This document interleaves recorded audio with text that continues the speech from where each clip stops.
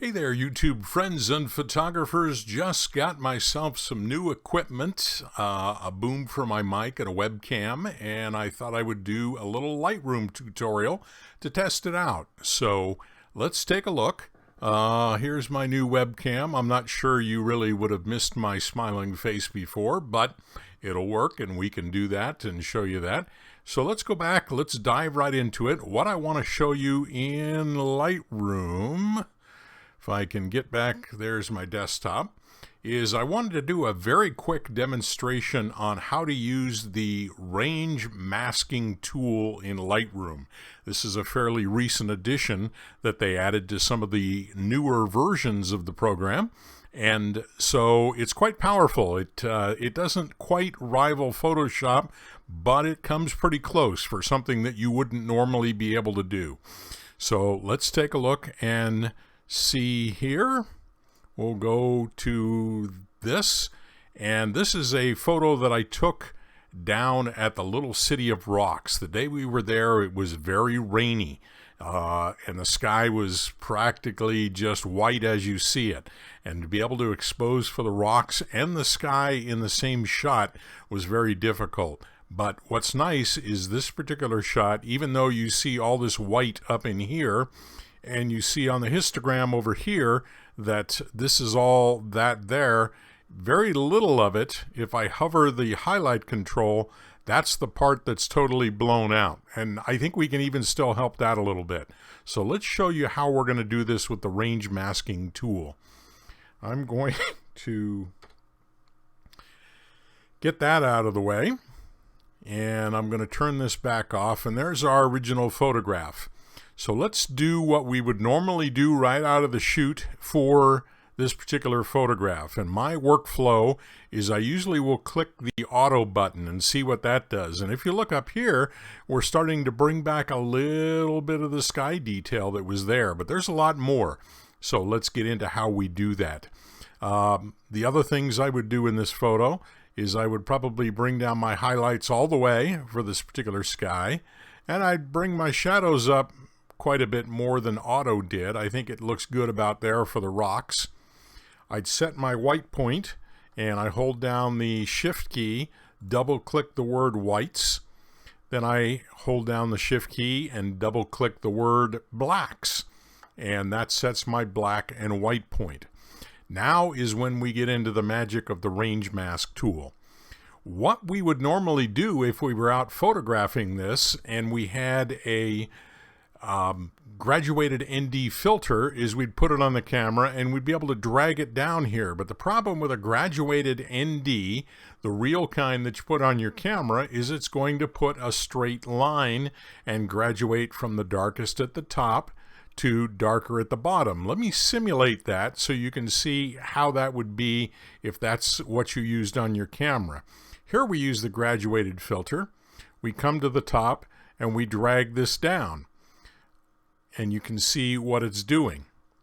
Okay, that would maybe be adjusted for the sky, but the problem here is, say this was the line on my graduated filter.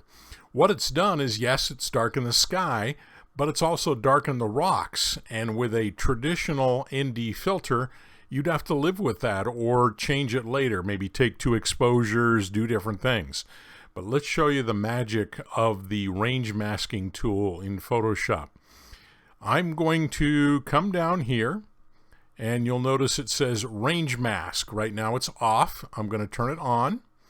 And what we want to use is the luminance version of it, because the sky is quite bright and the rocks are quite dark. So there's quite a difference in the luminance value. So luminance will make a good way of determining where we want the mask and where we don't. So let's turn on luminance.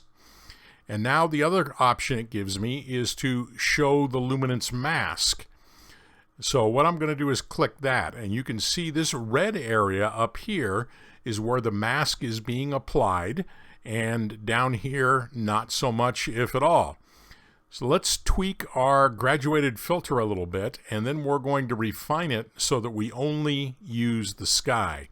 I'm going to make my graduation a little tighter, bring this down to here, rotate it a little bit so that it is better covering the area that I want. And you'll see that it's still, of course, covering the rocks. So here comes the magic. Here's what you do. What we're going to do is we know that the values that we want to mask in this particular shot are the lighter values. So I'm going to come on this range slider, which goes from this end, which are the darker tones, up to this end, which are the lighter tones. So as I bring this over, notice it's pulling that mask off of the rocks, but it's keeping it on the sky. We want to refine that even more. So I'm going to take the smoothest slider and bring it down a little bit. And now you see that I have mostly the sky masked out, but I still have a little bit on the rocks. Well, we could bring this up a little farther so that we're losing the values that are on the rocks there. And now what I want to do is take and do some other things to the sky, the area that I'm working with. So I'm going to turn off this switch, but the mask is still there. Well, that sky is much darker than what I want. So let's come back up here to the exposure slider, bring that up to about where maybe I would like it, something like that maybe, a little less perhaps. And now I want to maybe add a little extra blue to the sky. It was very gray and very little blue in the sky, but hey, this is my photograph. I can do what I want to it. So I'm going to bring up the blue color a little bit into that sky, just a tiny bit. And now I have the mask applied to the area that I set up with the range mask, but not on the rocks. If I click this tool, we can see where my mask is. There it is in the sky. We can do a few other things to the sky too. We can bring up the clarity a little bit, and maybe the dehaze just a tiny bit. If we bring up the dehaze too much, it starts looking strange really quickly. So I'm going to take care of that. And I'm going to say done, and that will apply that to the image. A couple of other things I see. This looks a little flatter than maybe I would like it, so I'm going to bring up the contrast a little bit on my whole photograph. I'm going to come down here to vibrance and give it a little more color.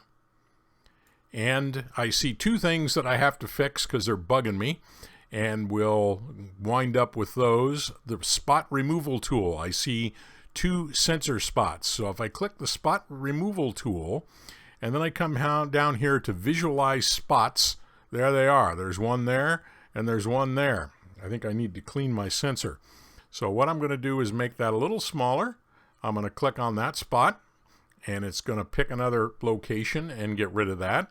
I'm going to click on this spot and get rid of it, and it's going to get rid of that one. I'm going to turn off visualize spots and say done. And we could continue to fine-tune this, maybe play with the rocks a little bit more, do some other things. But I think you get the general idea of why using the range mask tool can be very powerful in controlling exactly where things are affected. In this case, this particular sky up here, which would have been difficult to mask off any other way in Lightroom. So I hope you got something out of that. Leave me a comment, subscribe if you like. I'll try and be doing some more of these types of things. And until I catch you next time, take care.